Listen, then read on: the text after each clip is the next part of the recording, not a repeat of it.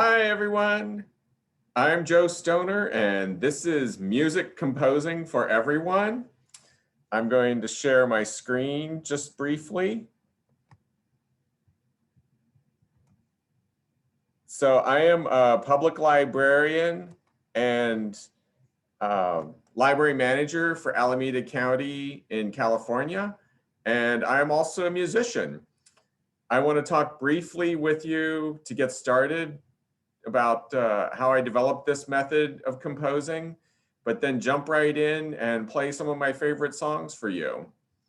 And then after that, I'll go backwards and explain part by part how I compose these songs.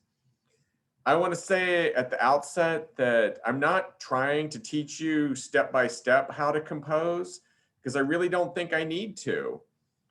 Uh, I want to give you a few strategies and some musical examples and then turn you loose to compose your own music. I really believe that people of all ages, from young children to adults to music school graduates, could learn something from my method. I've had friends over the years who graduated from music schools who really lost the joy and passion of performing music because of how they were taught. And I really feel like I had some of the same experience. My main instrument is actually trombone. I started playing in 6th grade and played all through high school. I did quite well. I even auditioned for and was selected for my state's all-state symphony orchestra. I played in college and I played with other community groups over the years. During college, I spent 2 summers with a touring music group where we did a concert every night in a different city and stayed with host families. We even toured outside the US for some of that. I've even had the opportunity a couple of times to get paid to play in a pit orchestra for a musical. So I feel like I have a lot of music performing experience, and yet the way I was taught music, and especially about improvising or composing, what I learned was I felt like I needed to learn a whole lot about music theory to get started. And I always felt kind of intimidated by that. But in the last few years, I've developed this method where I really think even an absolute beginner who has access to a computer or to a keyboard, a piano or electronic keyboard, or even there's some websites that simulate a keyboard or apps that do. You can do quite a bit with those too. But I think anyone could take my strategies and in a matter of an hour be composing some of their own music that they would enjoy listening to. I really believe everyone is creative, everyone is musical. You don't need to master techniques before you can start creating your own beautiful art and music. So with that, I do want to play a song for you, enough talking. Um, I'm going to share my other camera so you can see the keyboard now. The first song I want to play for you, I call Fifths All the Way Up, a tribute to Olympic losers. So some years ago, I was watching the Summer Olympics and I was thinking about the people who don't get a medal, the people who come in 4th or 5th place. So there's some of the best athletes in the world, and yet most people don't know who they are because they don't get a medal. And I was thinking about that and how I really believe we can all enjoy being creative, even if we aren't the best at something. And so that's what this song is all about. I call it Fifths All the Way Up.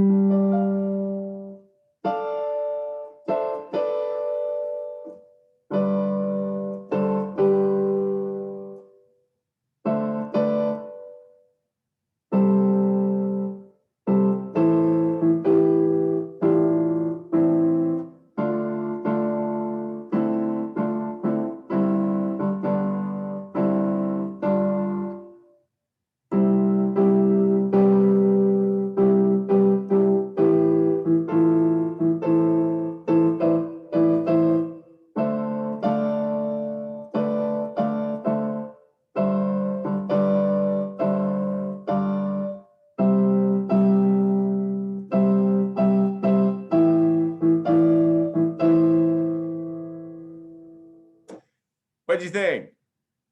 So that ending can just keep going on and on and on. And I always have to pick some spot to stop. So that's where it ends today. That's Fifths All the Way Up. And before I go back and explain my techniques there, I do want to give you a brief tour of the piano keyboard and then explain what I call the color palette of sound. So to me, this is the core concept to think about composing the way I do. So the piano keyboard is made up of these white and black buttons that are called keys. And you might see there's a pattern of 3 and then 2 and then 3 and then 2, and it repeats all the way up. Well, there's a couple that get left off at the end because I don't have a full-size keyboard, but you get the idea. And the pattern repeats. So there's 2 and there's 3, and it's repeating. So what I want to start with is if we pick a white key just to the left of 2 black ones and count, we want to see how many we get until the pattern repeats. So it goes like this. 1, 2, 3, 4, 5, 6, 7, 8. So there's 8 white ones. The 8th one repeats. Let's do it one more time. 1, 2, 3, 4, 5, 6, 7, 8. We can do it downward too. 1, 2, 3, 4, 5, 6, 7, 8. But where it gets really interesting to me is if we do something like this. What if I keep playing the first one as I go up? So something like this.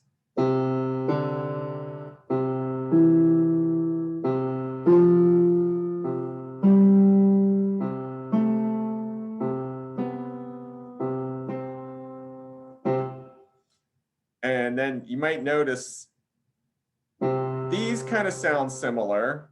These are kind of similar, and so on. And that's true all the way across the keyboard. Every time you're in the same position in relation to the black keys, it's going to have a similar sound. It's the same note. Those are the 2 musical words that I use in explaining my method: note and key. And it just refers, the key is the button on the keyboard, and note is the sound that makes. Let me do this one more time. So we've got 1, 2, 1, 3, 1, 4, 1, 5, 1, 6, 1, 7, 1, 8. And now I want to take that and explain how I composed Fifths All the Way Up, starting with the end of the song. So I kind of stumbled on to discovering that if I play the first note and the 5th one in my left hand and just leave my hand there, that sounds pretty good. I mean, whatever else I'm playing, to keep things simple, I'll just pick the 1st and the 5th, and you could shift your hand too. I'm going to get to that in a little bit as well. It's still the 1st and the 5th. So it's 1, 2, 3, 4, 5, like that. So we play the 1st and the 5th in the left hand, and then with my right hand, what I did was play a 1st and the 3rd note. So we go. So together it sounds something like this. But then I just leave my left hand on those same 2, 1st and 5th, and move my right hand around.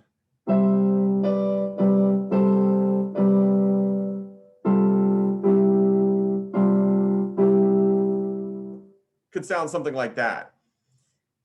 But in my song, Fifths All the Way Up, I did something like this. So I started on the note between the 2 black ones. We call that 1 this time. 1, 2, 3, 4, 5. I did that, and then I would play something, again, the first and third with my left hand.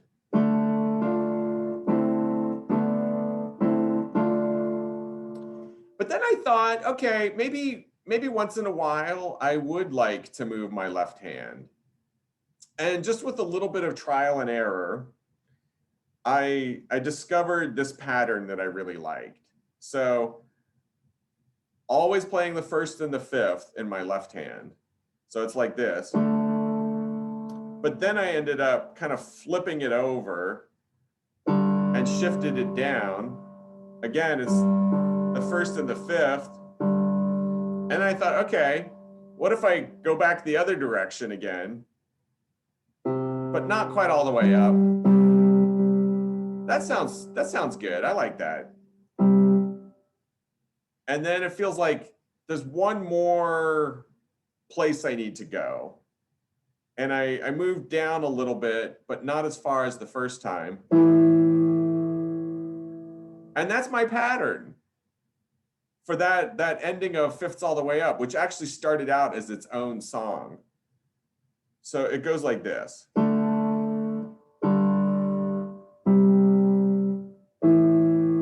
And then I just repeat.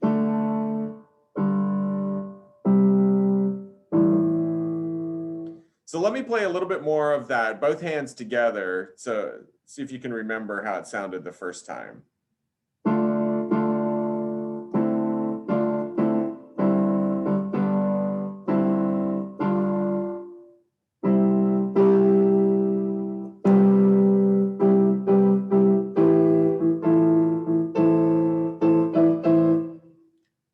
You get the idea, and like I said, it can just keep going. You can do those two things in different patterns with the right hand. And I really like the effect. That's how I came up with that song. But before that, I played this other one. Let me see if I can remember this in reverse. Yeah, it was this one. So I did a slight variation of what I was just explaining. So it sounded like this.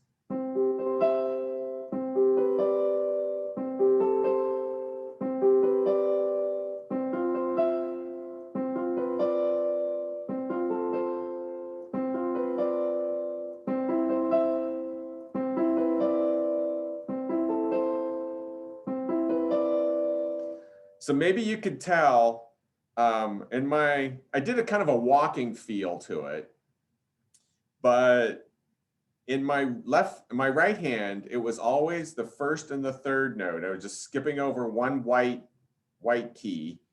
But in my left hand, I started with the first and the fifth, but then the second pattern, I shifted to the first and the fourth, and then the third time through, I shifted to the first and the third. And that was a whole song by itself. So before that was the original Fifths All the Way Up song. And maybe by now you picked up that there was kind of a double meaning to that title. So the starting position for that was, again, by the two black keys. And then I counted up 1, 2, 3, 4, 5. And then I just kept counting, assuming this is 1 again. 1, 2, 3, 4, 5. And then we go 1, 2, 3, 4, 5 again.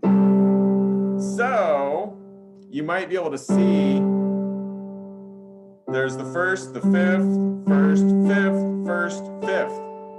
That's why I called it, that's the double meaning of why I called it Fifths All the Way Up. So on this song, though, I had a different strategy. I liked the sound. And honestly, that's what guides me in all of my composing, is just, do I like the sound? Do I like the way it makes me feel? And I really like that combination. but to have a song, you have to go somewhere. So I started thinking about, okay, what if I just change one finger at a time? What would that sound like? I'm not going to do this through the whole song because it would take forever and it'd be kind of boring, but I want to show you a demonstration of how I got from here to the very next finger position. So it's a series of experiments. I want to show this to you right now. So we start here, and I thought, okay, what about this? Okay, I like that all right. But we have some other options. What if I narrow it?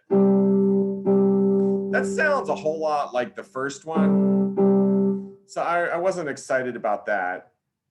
What if I move my thumb? Again, to me, it doesn't sound that different. That's more unique. I like that. So there's 4 variations with the right hand. What about the left hand? Yeah, I like that. I like that quite a bit. That sounded pretty good. Well, I move my pinky now. I really don't like the direction of that. I'm just not feeling that right now. But we've got one more option. And that was the one that I loved. That was the sound. So, like I said, I don't want to go through every note. That would be really boring and tedious. But let me play you through that one more time, just so you hear the final result. Maybe I'll go a little bit slower than at first.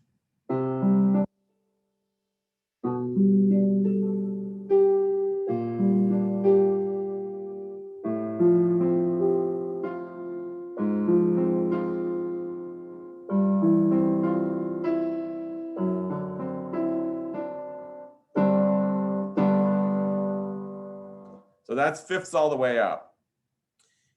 And we started to use some of the black keys in that, but the way I started that whole song was thinking, okay, I felt like I was playing on the white keys a whole lot, and I wanted to see what it would sound like if I really focused on the black keys. So that's how the intro to that whole song developed.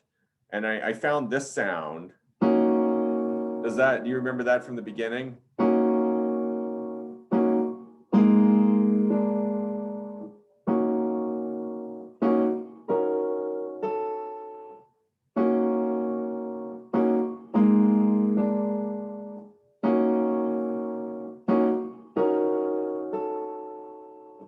I want to point something else right there. Another strategy that you might want to try is the repetition. I've discovered, probably mostly because of listening to music, but kind of rediscovered in my composing, that if you come up with a sequence of sounds that you like, if you do the exact same thing again, it kind of reinforces it. And I think you'll like it. And I think if you ever play it for anyone else, they will like that too. It kind of, just lets people know, look, I like this. I really meant to do this. When you play it again, that's a tip I heard from one of my music teachers about improvising, especially in jazz. And the way he explained it was, if you ever make a mistake, do that again, only on purpose, and then people will think you meant to do it the first time. I like that. So I did that through the black keys, and then I had this other combination of sounds that I really liked. Most of the time I'm skipping over notes, like the first and the fifth, the first and the third. But then I started thinking about, what if I play some notes that are right next to each other? What would that sound like? It's okay. It depending where you're at, it can sound pretty jarring, which is okay. I like the contrast in music. Not everything has to be pretty or beautiful or peaceful. You can have some tension. I think a combination of calmer sounds and tension can be really good. It's interesting in your music. But I also discovered when you include some other notes that are a little further away, you can get some really fun sounds out of this. So what I ended up with was these two, but then I added that sound, which is one of my all-time favorites. And then I just expanded it a little bit.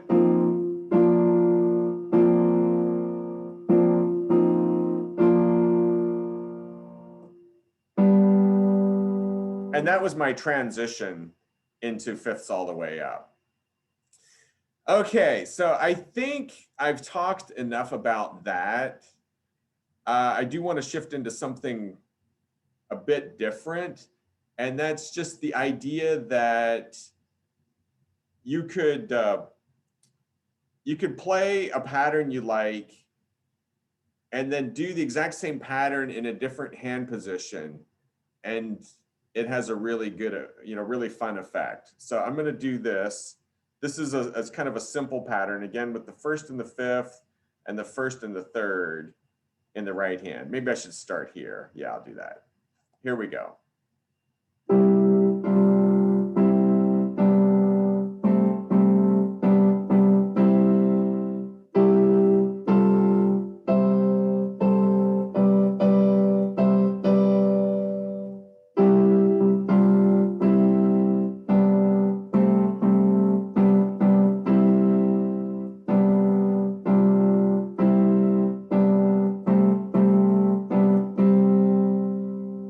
But then we could shift it. So I go up one.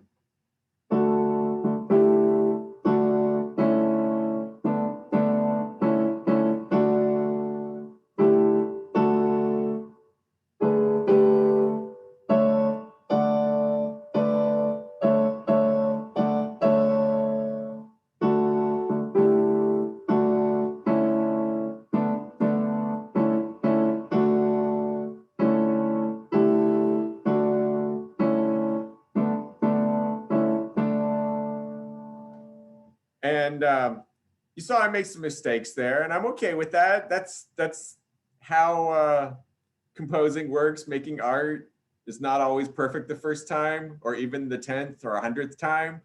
So I want to celebrate that a little bit. That's just a fun kind of thing to experiment with. If you develop, a song that you like, see if you can shift your hands and do the exact same pattern. So it's the same number of notes you're skipping to get the same kind of sound, but it's got a different quality to it, I would say. So I think I could go on and talk about this all day, but I think for the sake of time, I want to encourage you all to, if you have access to a keyboard, or even if you visit a music store, or sometimes you'll find a piano in a public place, take a risk, take a chance, and sit down and see if you can compose some music. There's a book that I do want to share as I close here that actually has nothing to do directly with music, but it's been a great inspiration to me. So it's called A Mathematician's Lament: How Schools Cheat Us Out of Our Most Fascinating and Imaginative Art Form, by Paul Lockhart. And I share this book because it has inspired my composing. And it's written by a former math professor, Paul Lockhart, who went on to teach K through 12 math. And his whole theme of the book is that so many things we get taught in school, including math, can be taught in such a regimented way that it takes all of the creativity and the joy out of it. He argues that even math is a really creative art form. And what he does in the beginning of the book is compares if we taught music or if we taught art the way math is taught, that it would look something like teaching painting by only teaching paint by number. And that, students would not be allowed to actually do any of their own art until they reach college or even beyond. And the same thing with music, that he imagines if music was taught where the only thing students were allowed to do is to copy the notes, the written notes on a page of a music book, and never allowed to sing or play music or compose until they reached the master's or doctoral level in graduate school. And I think my experience with music was certainly not that extreme, but to some extent, his explanation resonates with me, that I think too often as a society, or just as individuals, we can assume that we need to develop expertise at something before we can start to be creative at it. And that's really my final thought I want to leave you with, that I truly believe everyone is musical. Everyone can compose music. Young children starting out, high school students, music students in college, older adults who have never done anything musical in their life. If you sit down, you don't worry about the names of the notes or what chords you're playing or chord progressions, and take some of my simple tips, I think you might be surprised at what kind of beautiful music you can make. So with that, thank you for attending my workshop, Music Composing for Everyone. And happy composing, everyone. I wish you the best of luck. Bye-bye.